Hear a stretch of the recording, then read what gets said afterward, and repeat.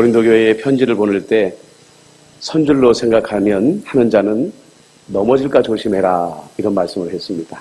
그러니까 신앙생활하다가 방심하거나 마음에 교만함이 들어오면 안 된다 이런 말씀을 하신 거죠. 그런데 오늘 이 말씀은 개인에게만 주시는 말씀이 아니라 교회 공동체 전체에게 주시는 말씀이기도 한 것입니다.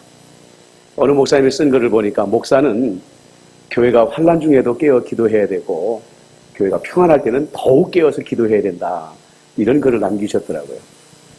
왜 이런 말씀을 드리냐면 여러분들 지금 우리가 지난주에 한 주 사도행전 강해 말씀을 건너뛰었는데 잊으시면 안 되는 게 지금 이 15장 직전까지 어떤 내용이 있었냐면 바나바와 바울과 바나바가 1차 전도 여행을 마치고 안디옥 교회에 돌아왔죠. 그래서 지금 안디옥 교회는 요즘 우리가 말로 하면은 잔치 분위기에 빠져 있었습니다. 왜냐하면 그들에게 있어서 영적으로 부모와 같은 바나바와 바울이 무사히 전도 여행을 마치고 그들 곁으로 돌아왔기 때문인 것입니다. 그리고 두 번째는 뭐냐면 그들이 빈손을 들고 돌아온 것이 아니라 1차 전도 여행을 통해서 수많은 교회를 세우고 또 셀 수 없는 많은 사람들을 예수님 앞으로 인도하는 영적인 열매들을 풍성하게 가지고 돌아왔기 때문에 안디옥 교회는 지금 잔치 분위기가 될 수밖에 없었다는 거죠.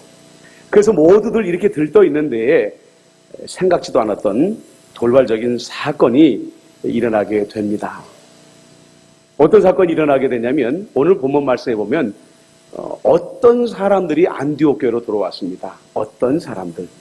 그런데 이 어떤 사람들이 안디옥 교회로 들어와가지고 하는 말이 뭐냐면 너희가 모세의 율법대로 할례를 받지 못하면 구원을 받지 못한다. 이런 이야기를 했다는 거예요. 여러분들 표정을 보면 우린 다 알고 있으니까 충격 안 받아 라고 생각하실 거예요. 그런데 2000년 전에 안디옥 교회의 성도들의 입장을 한번 돌아가 보세요. 그들은 지금 바울에게 어떤 복음을 들었습니까? 믿기만 하면 구원받는다. 이미 너희들의 영혼은 천국에 가기로 다 결정되어진 것이다. 그래서 그 믿음을 가지고 늘 신앙생활했는데 어떤 사람들이 유대로부터 와가지고 이 유대가 어디냐면 복음의 발상지거든요. 복음의 발상지에서 온 어떤 사람들이 말하기를 할례 받지 못하면 구원받지 못한다. 엄청난 충격을 받게 되는 것입니다. 그리고 영적인 혼란에 그들이 빠지게 되었다는 겁니다. 근데 여기서 말하는 어떤 사람들의 정체가 도대체 뭘까? 이제 나중에 보면 5절 말씀에 나오면 이 바리새파 사람들 이야기가 나오는데요. 정확하게 말하면 바리새파 그리스도인들입니다. 여전히 나는 바리새파인이야 하면서도 예수를 믿고 있는 그런 사람들이었죠. 그런데 이 사람들이 하는 말이 1절에 나와 있는 어떤 사람들의 말과 똑같은 것을 우리가 알 수 있게 됩니다. 그러니까 이 어떤 사람들은 뭐냐면 바로 바리새파 그리스도인들이었다라는 것을 우리가 알 수가 있는 거죠. 자, 그런데요, 이 사람들이 할례 받지 못하면 구원받지 못한다라는 이야기를 통해 가지고 이제 교회 안에 어떤 일이 일어나게 되냐면 2절에 보면 적지 않은 다툼과 변론이 일어났다 이런 말을 합니다. 그런데 초대교회는요 한 교회마다 많은 성도들이 모이지 않았습니다. 오늘같이 우리가 이런 예배당을 가지고 뭐 수백 명, 수천 명이 모이는 그런 예배 공간을 가지고 있지 않았어요. 자, 그러니까 당연히 재정적으로도 그들은 어려운 형편 속에 있었습니다. 자, 그런데 그들은 오늘 우리가 누리지 못하는 무언가가 있었는데 그것은 평안을 누리고 있었다는 거죠. 가난하고 힘들고 어려운 여건이었지만 그리고 핍박이 있는 여건이었지만 교회 안에는 늘 평안이 있었습니다. 그런데 어떤 사람들이 와서 할례 받지 못하면 구원받지 못한다라는 이 거짓 교리를 선포하였을 때에 그들 가운데 처음으로 다툼이 일어나게 되었다는 것입니다. 안타까운 일이죠. 그런데 여러분들 보십시오. 이 다툼이 안타까운 것이 뭐냐면 누가 다투었습니까, 여러분들? 오늘 말씀에 보면 성도 간에 다툼이 일어난 게 아니에요. 어떤 사람들과 바나바와 바울 사이에 다툼이 일어난 겁니다. 그러니까 성도들의 입장에 봐서는 지금 누가 싸우고 있는 거냐면 교회를 이끌고 가야 될 리더들 사이에 다툼이 일어난 거예요. 오늘 우리가 굳이 말하자면 목사님과 장로님들 사이에 싸움이 일어난 겁니다. 그러니까 성도들이 얼마나 큰 충격을 받았겠어요. 늘 믿음의 기둥처럼 여겼던 바나바와 바울이 막 혈기를 부리면서 말이죠. 이 유대에서 온 그 바리새파 사람들하고 막 언성을 높여가지고 다투는데, 여러분들 그 다툼이 많은 적지 아니한 다툼과 변론이 있었다고 하는 건 뭐냐면 한두 번에 끝난 게 아니에요. 만날 때마다 다툰 거예요. 만날 때마다 다툰 거예요. 이 어떻게 교회 안에 이런 일이 일어날 수가 있겠는가? 일어나면 안 되는 거죠. 일어나면 안 됩니다. 어떻게 리더끼리 다툼을 할 수가 있습니까? 어린 양들이 바라보고 있는데 있을 수 없는 이야기죠. 근데 있을 수 없는 이야기인데 간혹 일어나요. 간혹 일어납니다. 2000년 전에도 이 은혜가 충만한 안디옥 교회 안에도 리더 사이에 다툼이 일어나더라는 거죠. 중요한 건 뭐냐면요. 제일 좋은 것은 다툼을 피하는 것인데, 다툼을 피할 수 없어서 돌발적으로 다툼이 일어나면 그 다툼을 어떻게 우리가 대처해야 될 것이냐 하는 것이 중요하다는 겁니다. 여러분들 보세요. 오늘 본문 말씀에 보면 교회는 어떤 선택을 했다고 나오냐면요. 형제들이 바울과 바나바를 예루살렘에 있는 사도들과 장로들에게 보내기로 결정했다. 이렇게 말을 합니다. 여러분 이 말씀을 잘 보세요. 지금 교회의 가장 큰 지도자는 누구입니까? 바울과 바나바예요. 그러면 우리의 상식으로 보면 바울과 바나바가 스스로 결정을 해가지고 내가 아무래도 예루살렘에 가가지고 예루살렘에 있는 사도들에게 자문을 받고 결정을 받고 내가 돌아와야 되겠다 이렇게 말하는 게 맞는데, 그 결정을 한 것이 바울과 바나바가 아니고 형제들이 그랬다는 거예요. 그래서 말하는 형제들은 뭐예요? 일반 성도들을 말하는 것입니다. 그런데 이 말씀을 우리가 주의 깊게 볼 필요가 있어요. 리더들끼리는 의견의 차이로 말미암아 부딪힙니다. 내 의견이 옳다, 네 의견이 옳다, 다툼이 일어날 수 있어요. 그런데 우리가 그 리더들에게 한번 묻고 싶은 게 있는데 뭐냐면, 정말 당신들은 성도들이 원하는 게 뭔지 아느냐라는 거예요.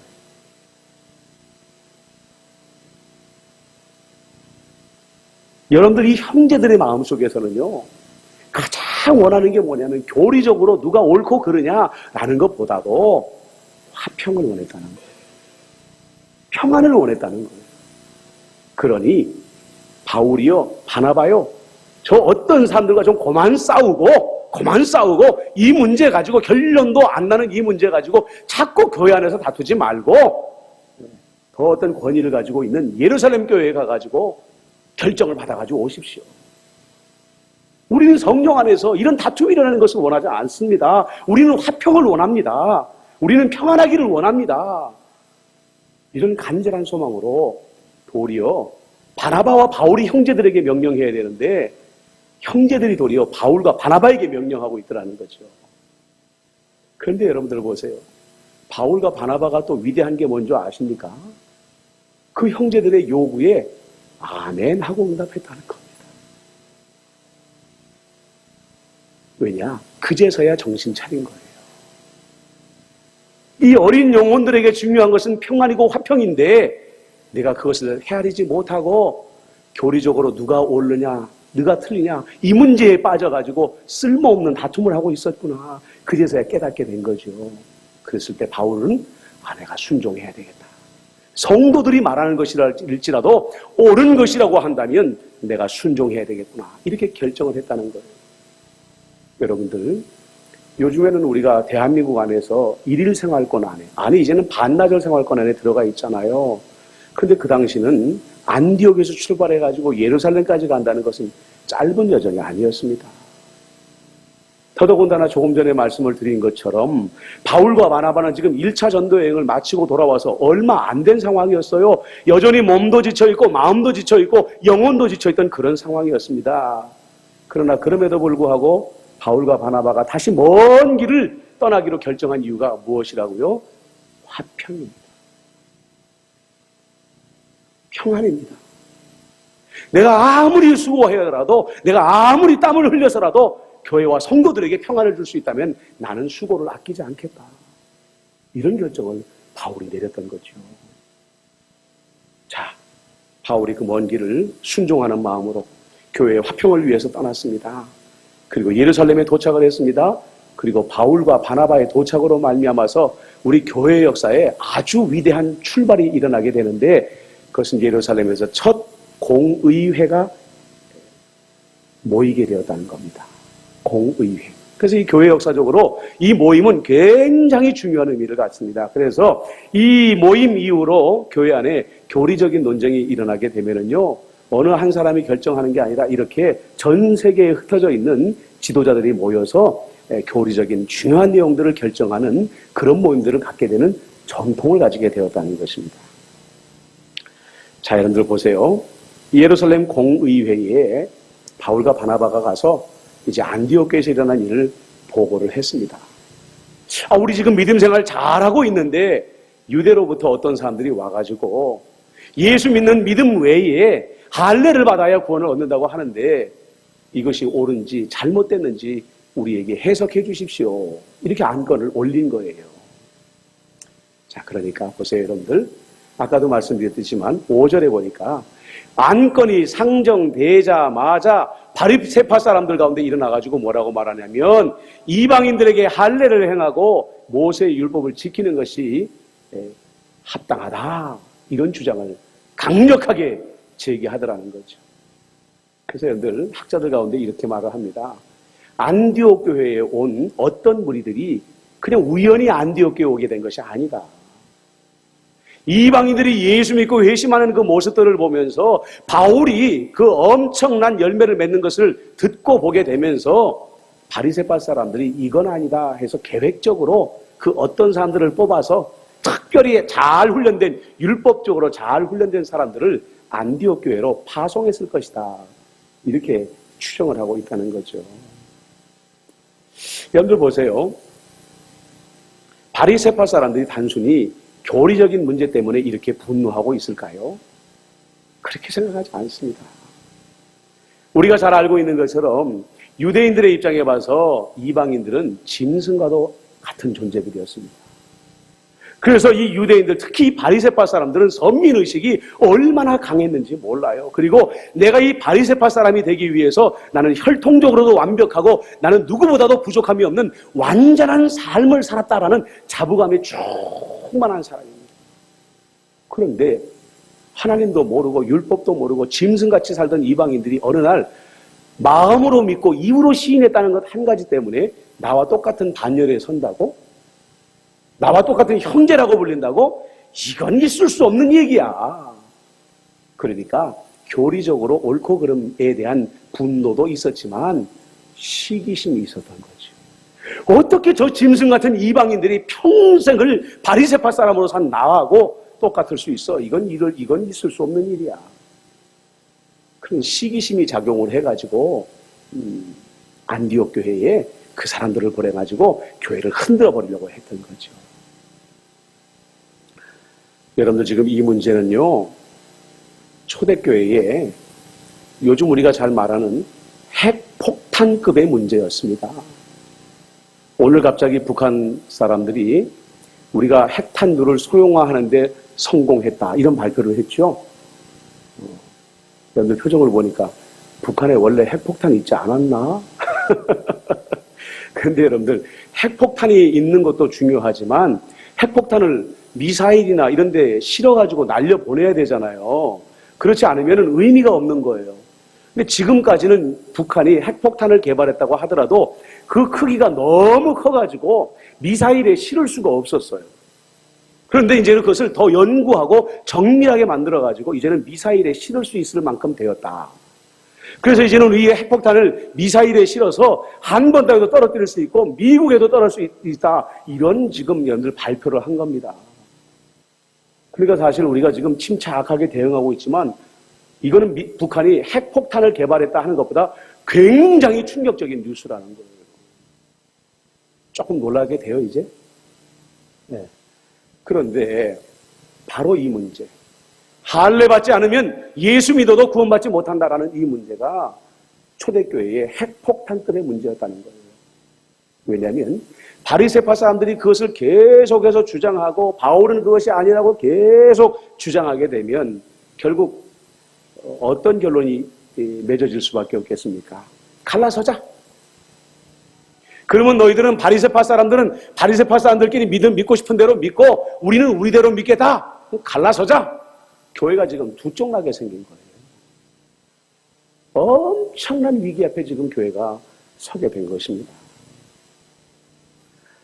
자, 여러분들 여기에 예루살렘 공의에 모였던 사도들과 장로들은 어떻게 대처하고 있을까요?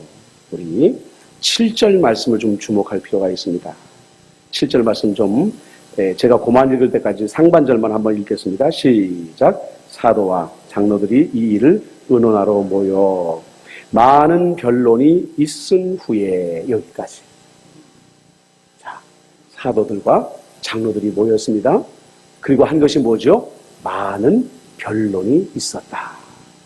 자, 그러면요, 안디옥 교회에서 여러 어떤 사람들이 왔을 때에 있었던 상황과 지금 이 말씀의 상황과 하나가 빠져 있어요.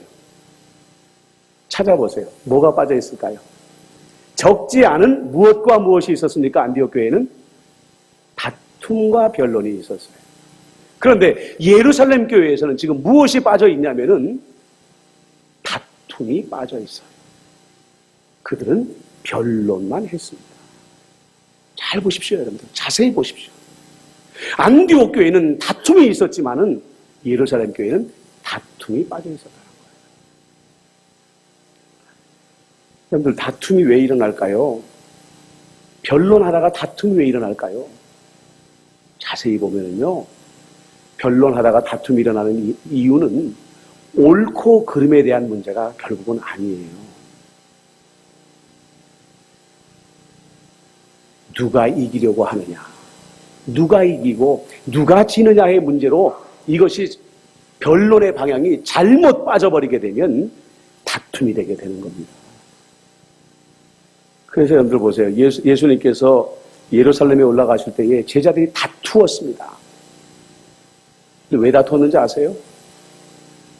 누가 예수님을 위해서 더 열심히 일할 것인가? 누가 예수님을 위해서 목숨을 내놓고 복음을 전할 것인가? 이거 가지고 다투지 않았어요. 누가 크냐? 누가 크냐? 누가 이기고 누가 질 것이냐? 이 문제를 가지고 그들은 다퉜다는 거예요. 그런데 보세요, 여러분들. 바울과 바나바도 어떤 사람들과 다투었음에도 불구하고 예루살렘에 있는 사도들과 장로들은 전혀 다른 두 주장이 지금 첨예하게 부딪히고 있는 이 자리에서 절대로 다투지 않았다는 거예요. 절대로 다투지 않았다는 거예요. 왜 그들이라고 상대방이 주장하는 것에 대해서 내 주장을 더 강하게 어필하고 내가 이기고 싶은 마음이 왜 없었겠습니까? 그러나 그들은 이기고 지는 문제를 내려놔 버린 거예요. 그럼 그들의 관심은 어디에 있었을까요? 한 가지밖에 없었습니다. 무엇이 하나님의 뜻인가? 무엇이 진정 이 문제에 대해서 하나님께서 오늘 우리 교회에 말씀하시고 싶은 것인가? 하나님의 뜻이 무엇인가? 그래서 수많은 사람들이 자유롭게 자기의 생각을 말하고 상대방은 듣고 그 사람이 말을 마치면 자기의 주장을 말하고 이렇게 많은 변론을 했다는 거예요. 여러분들 보세요. 이 말씀에 보면은요, 몇 시간을 변론했다라는 말이 없어요. 그걸 뭘 말하냐면 이 예루살렘 공의회가 몇 시간 모이고 끝난 것이 아닐 수도 있다는 겁니다. 며칠 몇 날을 모여서 끊임없이 그들이 하나님의 뜻을 알 때까지 다투지 아니하고 변론했다라는 것을 우리가 볼 수가 있는 거죠.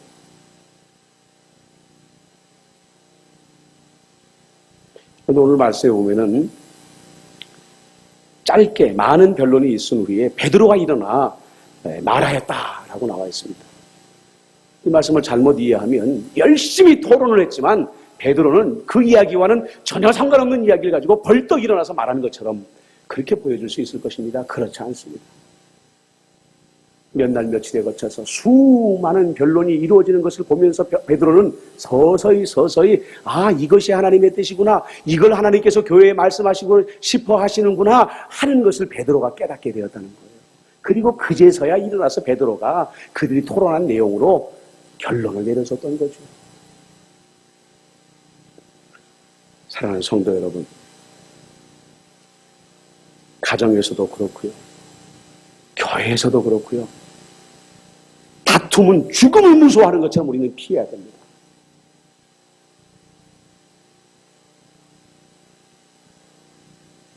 다툼을 죽음을 무서워하는 것처럼 우리는 피해야 된다는 거예요.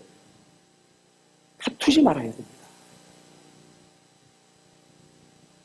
그러나 많은 변론을 하는 것에 대해서 우리가 두려워할 필요가 없어요.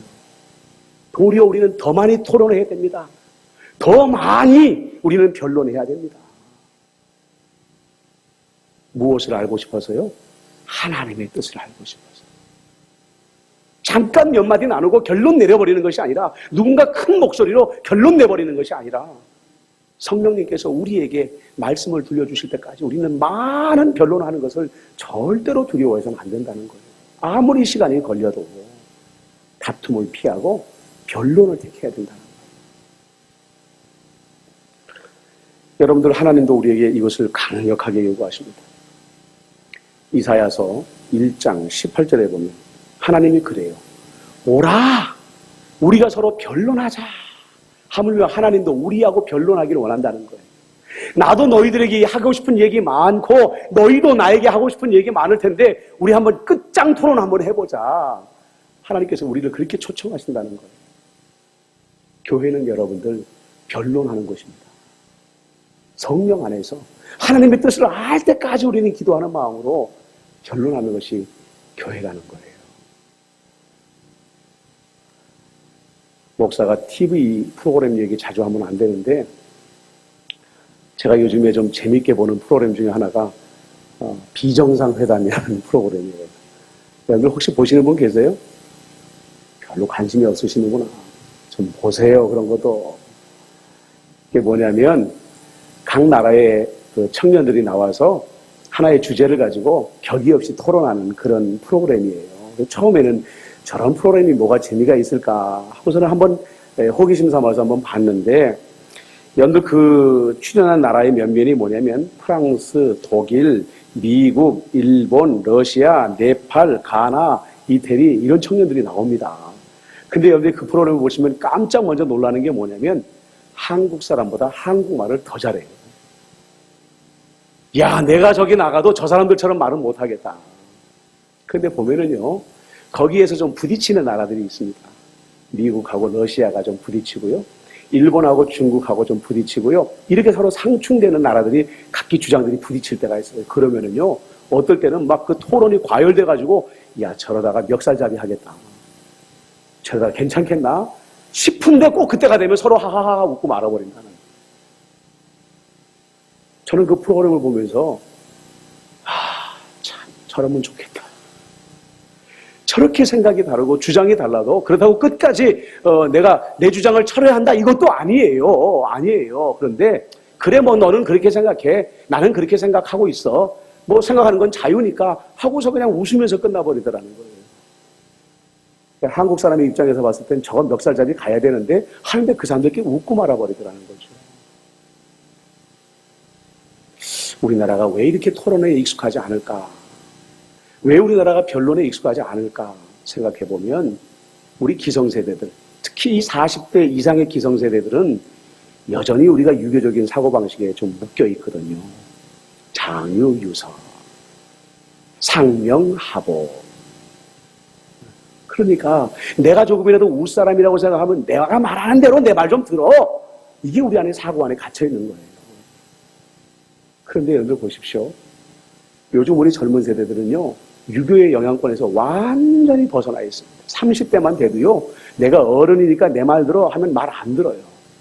그들이 말했을 때 어른이 아무리 어른이라고 말해도 그들이 마음속에서 타당하다라고 인정되어야 네 하는 세대들어야 하는 거죠. 그래서 어떻게 보면은요, 우리 이 20대나 30대 이 세대들이 우리 기성세대가 보면 믿음이 참 약해요. 헌신도 잘 안 하고 봉사도 잘 안 하고 헌금도 잘 못 드리는 약점이 있어요. 그런데 이 20대, 30대의 이 젊은 세대들에게 우리 기성세대가 배워야 될 게 있습니다. 그게 뭐냐면 그들은 변론하는 시대의 아이들이라는 거예요. 토론에 익숙한 아이들이라는 거예요. 내 주장을 고집하고 끝까지 밀어붙이려고 하는 그런 태도들을 젊은 세대들은 가지고 있지 아니하고 우리 한번 대화해보자. 열린 마음을 가지고 상대들과 함께 의견을 교류하려고 하는 열린 마음을 가지고 살아가는 세대들이라는 거죠. 그렇기 때문에 도리어 우리 기성세대들은요, 젊은 세대들에 의해서 변론하려고 하는 자세를 배워야 된다는 거예요. 변론하는 자세를 배워야 된다는 거예요. 사랑하는 성도 여러분, 예루살렘 교회의 사도들과 장로들처럼 많은 변론을 통해서 겸손하게 하나님의 뜻을 알아가시는 여러분들 되시길 주님의 이름으로 축복합니다. 자, 이제 베드로가 일어났다고 했죠. 자, 베드로가 어떤 말씀을 합니까? 8절과 9절 말씀을 읽어보겠습니다. 시작. 또 마음을 아시는 하나님이 우리에게와 같이 그들에게도 성령을 주어 깨끗이 하사 그들이나 우리나 차별하지 아니하셨느니라. 아멘.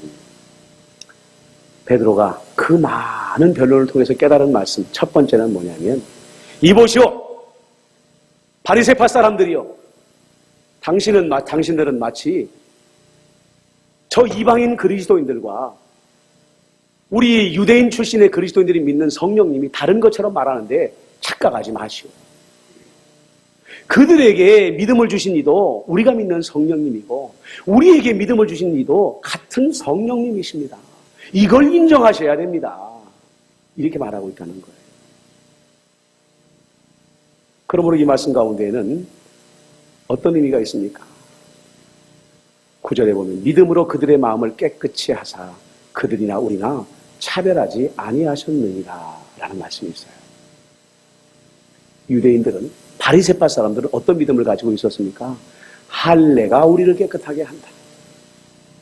율법이 우리를 거룩하게 한다라는 믿음을 가지고 있었어요. 그런데 바울은 오직 성령, 오직 믿음으로 우리는 충분히 깨끗해질 수 있습니다. 이렇게 주장을 하고 있는 거죠. 그게 바로 많은 변론을 통해서 성령님께서 베드로에게 깨닫게 해주신 진리라는 거예요. 할례가 없어도, 율법이 없어도 성령님은 믿는 자에게 누구라도 그를 정결하게 하여 주시는 분이시다. 이걸 지금 선포하고 있는 겁니다. 그러면 할례도 없이 율법도 없이 성령님은 오직 어떻게 믿음만 가지고 우리를 깨끗하게 할 수 있느냐. 베드로는 말합니다. 11절입니다. 같이 읽어보겠습니다. 시작. 그러나 우리는 그들이 우리와 동일하게 주 예수의 은혜로 구원받는 줄을 믿노라. 무엇 때문에 이것이 가능하다고요? 주 예수의 은혜. 주 예수의 은혜. 언젠가 이 말씀을 드렸나 모르겠습니다만은 여러분들 쇼생크 탈출이라는 영화 혹시 기억하십니까? 어떻게 내가 말하는 건 다 몰라. 나하고 여러분들하고 취미가 좀 다른 것 같아요. 쇼생크 탈출이라는 영화가 있어요. 그 영화에 보면 어떤 내용이 나오냐면 아주 젊은 시절에 실수를 해서 사람을 죽인 흑인 죄수가 있습니다. 옥에 갇혔는데 수십 년이 되어도 사면해 주길 바라지만 사면이 잘 안 돼요. 그러다가 끝에 가서 결국은 이 사람이 나이가 많이 들게 된 노인이 되었는데 드디어 그 사면 결정이 내려지게 되고 교도소를 나오게 됩니다. 그러니 여러분들 보세요. 수십 년 동안 그 교도소 안에 갇혀 있으면서 이 사람이 얼마나 자유를 갈망했겠습니까? 정말 목말라 했을 거예요. 자유. 야, 이 울타리 안에서 벗어나면 내가 얼마나 행복할까? 이 자유가 내 것이 되면 얼마나 행복할까? 이런 생각을 가지고 탁 나왔더니 얼마나 좋아요. 정해진 시간에 밥 먹을 필요도 없고 정해진 시간에 일하러 갈 필요도 없고 그저 내가 자유대로 살아갈 수 있는 거예요. 그런데 그 행복감이 며칠 되지 못해서 사라져버립니다. 평생을 교도소 안에 묶여있던 사람이 갑자기 풀려나니까 자유가 두려워지는 거예요. 감옥 교도소 안에는 도리어 자기들이 동료들이 있어서 함께 즐기기도 하고 교제를 하기도 했는데 바깥에 나와보니까 아무도 자기와 교제해 줄 사람이 없는 거예요. 그러니까 이 자유에 대한 행복과 기쁨이 염려와 근심으로 바뀌게 되고 두려움으로 바뀌게 됩니다. 그 두려움이 나중에 커지게 되니까 어떤 생각을 가지게 되냐면 차라리 죽어버려야 되겠다. 아니, 자기가 평생에 꿈꾸던 자유를 얻게 되었는데도 자유를 누리는 방법을 알지 못하니까 죽음을 생각하게 되더랍니다. 이 말씀을 왜 드리냐면 바리새파 출신 그리스도인들이 바로 그런 사람이었다는 거예요. 예수님께서 은혜로 그들을 구출하여 주셨는데 더 이상 할례도 필요 없고 율법을 지킬 필요도 없이 그들을 교도소 안에서 끄집어내어 주셨는데 그들은 여전히 교도소 안에 머물기를 원하고 있는 거예요. 나는 여전히 율법을 지키면서 살 거야. 내 자식이 태어나면 여전히 그에게 할례를 받게 할 것이고 그들에게도 내가 율법을 지키라고 명령을 할 거야. 자기도 교도소 안에 갇혀 사는 삶을 살고 자기 자식도 교도소 안에 삶을 살게 만들고 그 다음에 하물며 이방인들에게까지도 너희들도 우리처럼 교도소 안에 살아 이렇게 말하고 있다는 거예요. 사랑하는 여러분, 여러분들도 여전히 혹시 율법주의에 빠져가지고 교도소 안에 갇혀 사는 그리스도인들은 안 계십니까? 그 옥에서 나와서 자유로우시기를 주님의 이름으로 축복합니다. 주의 은혜 가운데 살아가시기를 축복합니다. 그리고 여러분들 한 가지 더 분명하게 알아야 돼요. 그게 뭐냐? 자기만의 교도소 안에 갇혀있는 사람들을 여러분들은 주의 은혜의 법으로 끄집어내서 자유롭게 해줄 의무가 있다는 거예요. 바리새파 사람들처럼 남을 정죄하고 남을 끈으로 올가매고 내 믿음의 기준을 가지고 남을 얽어매가지고 그 사람들 앞에 그 사람들을 교도소 안에 묶어두는 그런 삶을 살지 마시고 예수 안에서 자유하십시오. 예수 안에서 자유하십시오. 그들의 묶인 끈을 도리어 풀어주는 사람이 되어야 된다는 거예요. 주의 은혜로 풀어주는 사람이 되어야 된다는 거예요. 그런 삶이 되시길 주님의 이름으로 축복합니다. 이제 마지막에 오늘은 좀 말씀이 길어지네요. 베드로가 발언을 마치자마자 누가 일어나는 줄 아세요? 야고보가 일어납니다. 야고보는 우리가 알죠? 야고보 사도는 이미 순교했습니다. 헤롯 왕에게 처형을 당했죠. 그럼 여기서 나오는 야고보는 누구인가? 예수님의 동생 야고보입니다. 그런데요, 혈연 때문에 그랬는지 모르겠는데 당시 예루살렘 교회의 두 기둥이 누구냐? 베드로와 야고보예요. 자, 야고보가 일어나는 순간에 그 예루살렘 회의는요, 분위기가 갑자기 싸늘해져 버렸어요. 그럼 여러분들은 목사님 거기 가보셨어요? 어떻게 본 것처럼 말합니까? 근데 안 봐도 알아요. 왜냐면요, 왠지 아십니까? 베드로가 바울처럼 은혜를 중요시 여기는 사람이었다고 한다면 야고보는요, 율법주의를 주장하는 사람들의 대표격인 사람이었다는 거예요. 이해가 되세요? 그러니까 베드로가 일어나서 은혜, 오직 주의 은혜로 믿음으로 말미암아 우리는 깨끗해진다라고 발언을 마치자마자 야고보가 벌떡 일어나니까 사람들이 아이고, 야고보가 다른 이야기를 하려고 하는구나. 야고보가 바리새파 그리스도인들을 대변해서 또 다른 주장을 하려고 하는구나. 이제 큰 싸움이 일어나게 생겼다. 이렇게 생각을 했던 거죠. 그런데 여러분 보세요. 야고보는 그러지 않았습니다. 야고보는 자기를 지지하는 사람들의 편을 들려고 하지 않았어요. 자기가 옳다 박수 쳐주는 사람들의 편에 편승하려고 하지 않았습니다. 그럼 야고보는 누구 편에 섰습니까? 베드로처럼 하나님 편에 섰어요. 16절, 17절을 한번 읽어보겠습니다. 시작.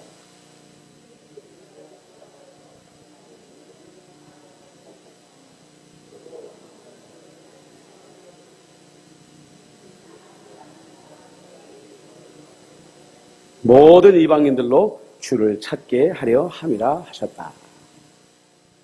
예언서에 예언되어진 이 말씀을 보니까 하나님께서 이방인들을 찾고 계신다라는 말씀이 있더라는 거죠. 그리고 야고보는 19절에 말합니다. 같이 한번 읽어봅니다. 시작. 그러므로 돌아온 자들을 괴롭게 하지 말아라. 바리새파 그리스도인들이 정신이 번쩍 들었을 거예요.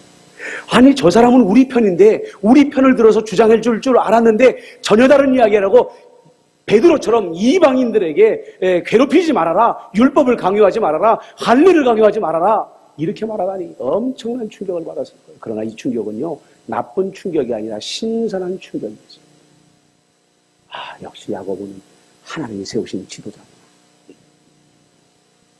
사람들의 뜻과 사람들의 생각에 휘둘리지 아니하고 끝까지 하나님의 말씀에 복종하는 사람이었구나.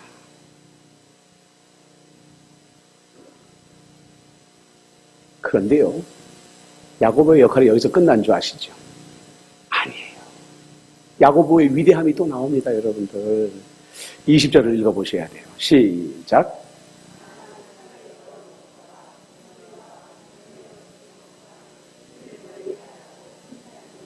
오르니라고 되어 있습니다.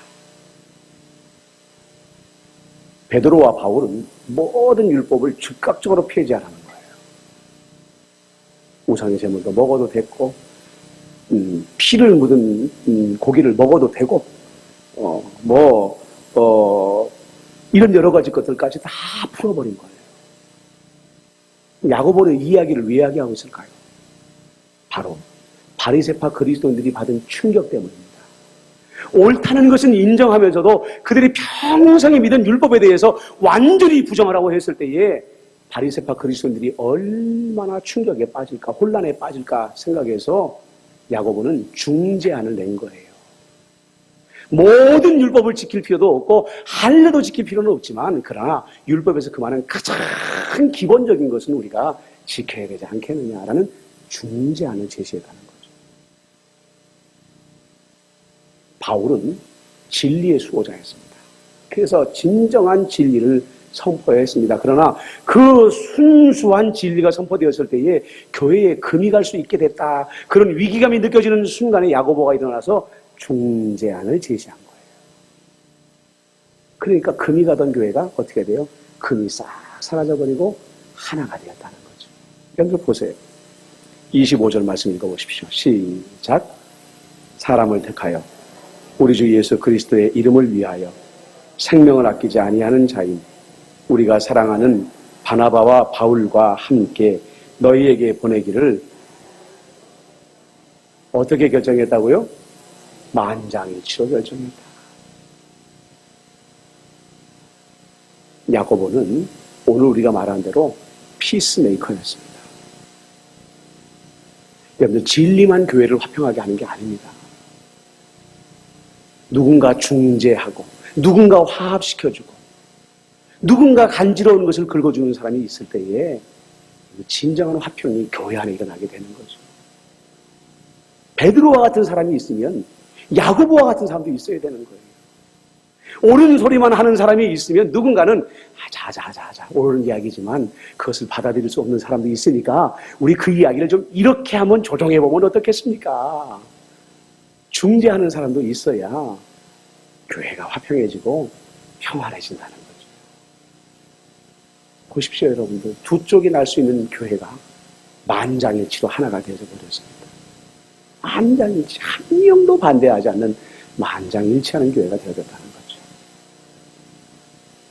임마누엘 교회가 같은 성령 안에서 연합하는 가장 성경적인 교회가 되기를 예수님의 이름으로 축복합니다. 아멘. 우리 한번 기도했으면 좋겠습니다. 여러분들, 오늘 예루살렘 교회의 모습이 우리 임마누엘 교회의 모습이 되게 하여 주시옵소서. 오직 주의 은혜로 남을 판단하지 아니하고 도리어 묶인 것을 풀어줄 수 있는 교회가 되게 해주시고, 또한 우리가 하나님 앞에서 정말로 사람에게 휘둘리지 아니하고 진리의 편에만 야고보처럼 서게 해 주시옵소서. 그리고 더불어서 두 가지의 의견이 충돌하였을 때에 누군가 중재하는 데여서 화목하게 하는 교회, 화평하게 하는 교회, 임마누엘 교회가 되게 하여 주시옵소서. 오늘 주신 말씀을 생각하면서 우리 다 같이 우리 임마누엘 교회를 위해서 중보하며 기도하도록 하겠습니다. 기도합니다.